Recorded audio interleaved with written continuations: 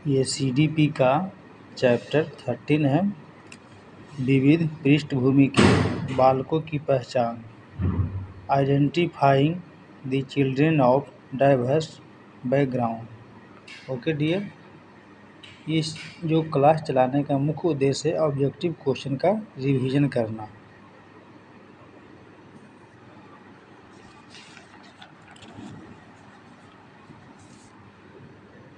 जैसा कि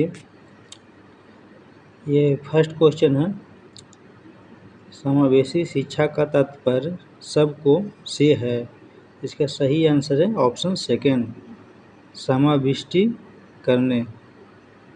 question second, dot dot के अंतर्गत सभी विशेष शैक्षिक आवश्यकता वाले विद्यार्थियों को विद्यालय में प्रवेश को रोकने की कोई प्रक्रिया नहीं होनी चाहिए। इसका ऑप्शन सही है फर्स्ट, समावेशी शिक्षा।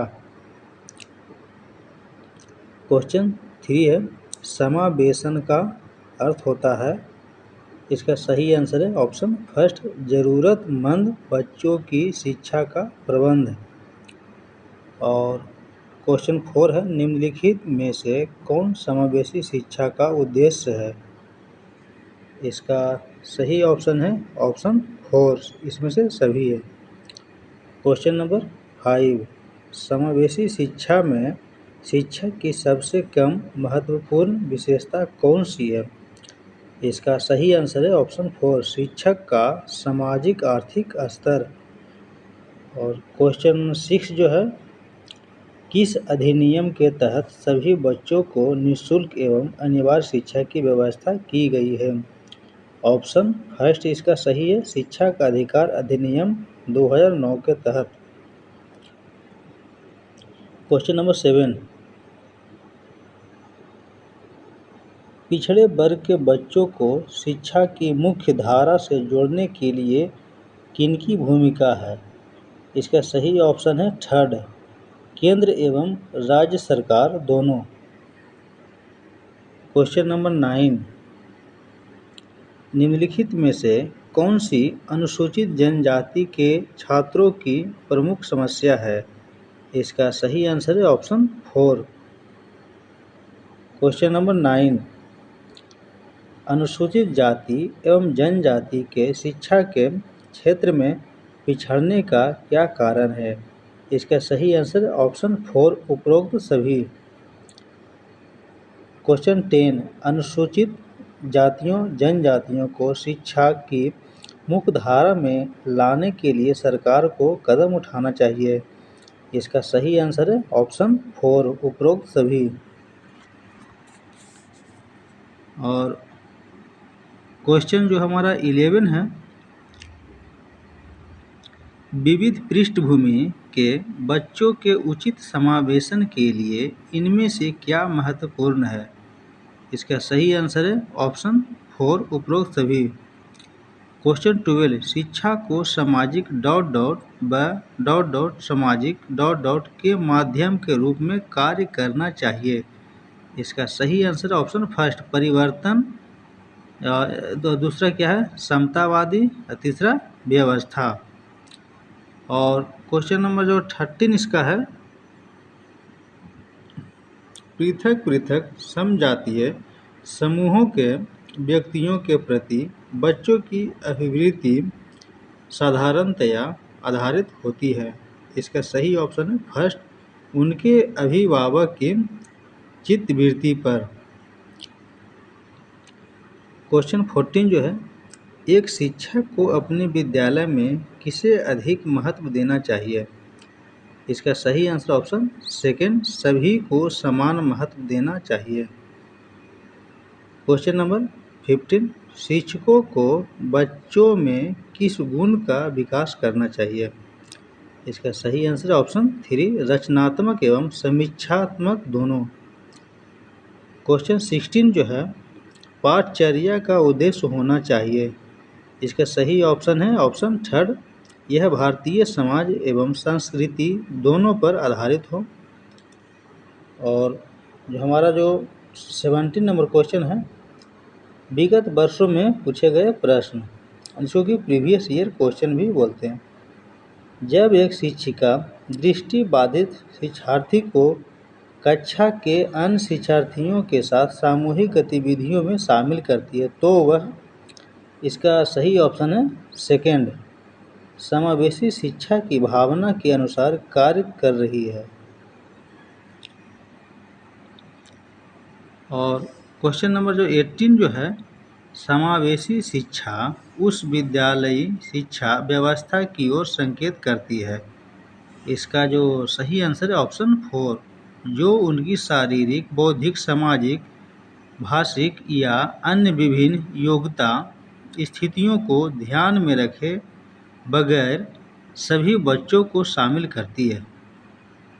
क्वेश्चन नंबर 19, एक अभिभावक वाले बच्चों को पढ़ाते समय शिक्षक को, इसका सही आंसर ऑप्शन सेकेंड, इस तथ्य को अनदेखा करना चाहिए और ऐसे बच्चे के साथ अन्य बच्चों के समान व्यवहार करना चाहिए। क्वेश्चन नंबर 20 जो है, सांस्कृतिक तथा भाषिक रूप से वैविध्यपूर्ण कक्षा में यह निश्चित करने से पहले कि शिक्षार्थी विशिष्ट शिक्षा वर्ग में आता है या नहीं, एक शिक्षक को करना चाहिए। इसका सही आंसर ऑप्शन सेकेंड, अक्षमता स्थापित करने से पहले शिक्षार्थी की मातृभाषा का मूल्यांकन करना चाहिए। और क्वेश्चन नंबर 21 जो है, एक समावेशी विद्यालय ... के अतिरिक्त निम्नलिखित सभी प्रश्नों पर मनन करता है। इसका सही आंसर है ऑप्शन 3, क्या हम विशेष बालक को बेहतर देखभाल उपलब्ध कराने के लिए उचित तरीके से उन्हें सामान्य से अलग करते हैं। और क्वेश्चन नंबर जो हमारा ये 22 है, वंचित शिक्षार्थियों के साथ व्यवहार करने के संदर्भ में अध्यापक अध्यापिका को निम्नलिखित मूल्यों में से किसमें विश्वास व्यक्त करना चाहिए। इसका सही आंसर है ऑप्शन थर्ड, छात्रों की सफलता हेतु व्यक्तिगत उत्तरदायित्व। 23 जो क्वेश्चन है, एक समावेशी कक्षा है जहां, इसका सही आंसर है ऑप्शन सेकेंड, अध्यापक प्रत्येक अधिकर्ता के लिए वैविध्यपूर्ण व सार्थक अधिगमनात्मक अनुभवों हेतु परिवेश का निर्माण करते हैं। क्वेश्चन नंबर 24, शिक्षार्थियों को सबसे कम प्रतिबंधित विद्यालय वातावरण में रखने के माध्यम से विद्यालय, इसका सही आंसर है ऑप्शन 4, दूसरों बच्चों को संवेदनशील बनाता है कि वे अलाभान्वित बच्चों को दबाएं नहीं और उन्हें नीचा न दिखाएं। क्वेश्चन नंबर 25, अनुसंधान से पता चला है कि विद्यालयों में अनेक स्तरों पर विभेदीकरण पाया जाता है। उच्च प्राथमिक स्तर पर इनमें से कौन सा विभेदीकरण का एक उदाहरण नहीं है। इसका सही आंसर है ऑप्शन फर्स्ट, बहुत से अध्यापक पढ़ाने के लिए केवल व्याख्यान विधि का प्रयोग करते हैं। क्वेश्चन नंबर 26, एक अध्यापिका समाज के वंचित वर्गों से आए बच्चों की आवश्यकताओं के प्रति प्रतिभाशाली तरीके से प्रक्रिया निम्नलिखित में द्वारा कर सकती है। इसका सही आंसर है ऑप्शन थर्ड, विद्यालयी व्यवस्था तथा स्वयं के उन तौर तरीकों के बारे में विचार करना जिनमें पक्षपात, रूढ़िबद्धता झलकती है। और जो नेक्स्ट जो हमारा जो है 27 नंबर जो क्वेश्चन है, एक बहुसांस्कृतिक कक्ष में एक अध्यापिका सुनिश्चित करेगी कि आकलन में निम्नलिखित में से सम्मिलित हो। इसका सही आंसर है ऑप्शन सेकेंड, अपने विद्यार्थियों की सामाजिक सांस्कृतिक पृष्ठभूमि। क्वेश्चन नंबर 28, समावेशी शिक्षा के पीछे मूलाधार यह है कि, इसका सही आंसर है ऑप्शन फर्स्ट समाज में विभिन्नता है और विद्यालयों को इस विभिन्नता के प्रति संवेदनशील होने के लिए समावेशी होने की आवश्यकता है। 29 जो क्वेश्चन है, एक समावेशी कक्षा में किसी शिक्षिका की सबसे महत्वपूर्ण भूमिका है। इसका सही आंसर है ऑप्शन थर्ड, सुनिश्चित करना कि प्रत्येक बच्चे को अपनी संभावना को प्राप्त करने का अवसर मिले। क्वेश्चन नंबर 13, भारत में बहुत से बच्चे विशेषकर लड़कियां विद्यालय में आने से पहले और विद्यालय में वापस जाने के बाद घर का काम करते हैं। आपके विचार से इस संदर्भ में एक शिक्षिका को गृह कार्य के बारे में क्या करना चाहिए? इसका सही आंसर है ऑप्शन फर्स्ट, शिक्षिका को ऐसा गृह कार्य देना चाहिए जो विद्यालय में कराए गए अधिगम को बच्चों के घरेलू जीवन से जोड़ता है।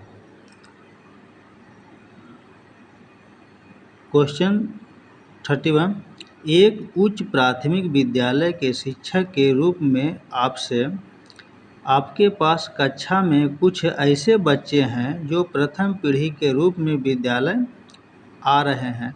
आपके द्वारा निम्नलिखित में से किसे किए जाने की संभावना सर्वाधिक है?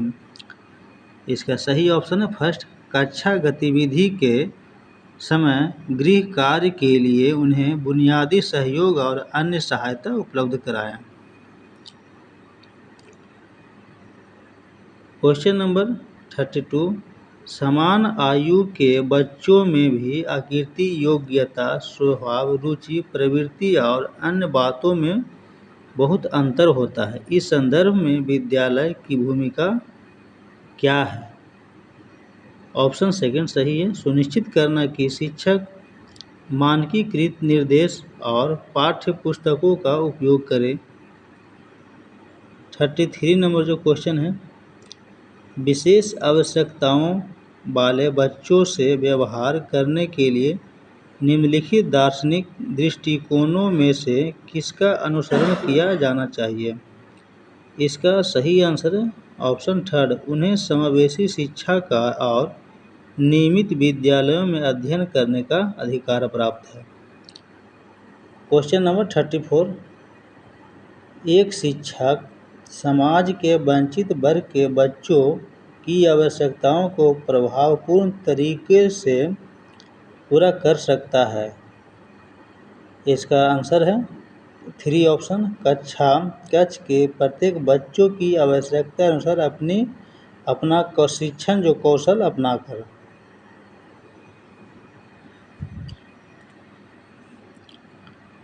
क्वेश्चन नंबर 35, विविध शिक्षार्थियों वाली एक समावेशी कक्षा में सहयोगी अधिगम और समवयस्कों से सीखना। इसका सही आंसर है ऑप्शन 3, सक्रिय रूप से प्रोत्साहित किया जाना चाहिए जिससे समवयस्कों को स्वीकार्यता बढ़े। 36 नंबर जो है, एक शिक्षिका अपनी कक्षा में विविधता को संबोधित कर सकती है। इसका सही आंसर है ऑप्शन सेकेंड, यानी ABCD ये तीनों। 37 नंबर जो है, जिस कक्षा में विविध पृष्ठभूमि से विद्यार्थी आते हो वहाँ एक प्रभावी शिक्षक। इसका सही आंसर है ऑप्शन फर्स्ट, समूह में व्यक्तिगत भिन्नता को बताने के लिए उनकी सांस्कृतिक जानकारी पर ध्यान देना। ये टोटल का आंसर है। और आपका ये चैप्टर जो CDP का चैप्टर जो 13 है इसका ऑल ऑब्जेक्टिव क्वेश्चन कंप्लीट हुआ। और ये वीडियो अच्छा लगा है तो लाइक, शेयर, सब्सक्राइब और कमेंट कीजिए। ओके डियर, इसको पढ़ाने का मुख्य उद्देश्य है सिर्फ प्रैक्टिस कराना। Okay dear, thank you.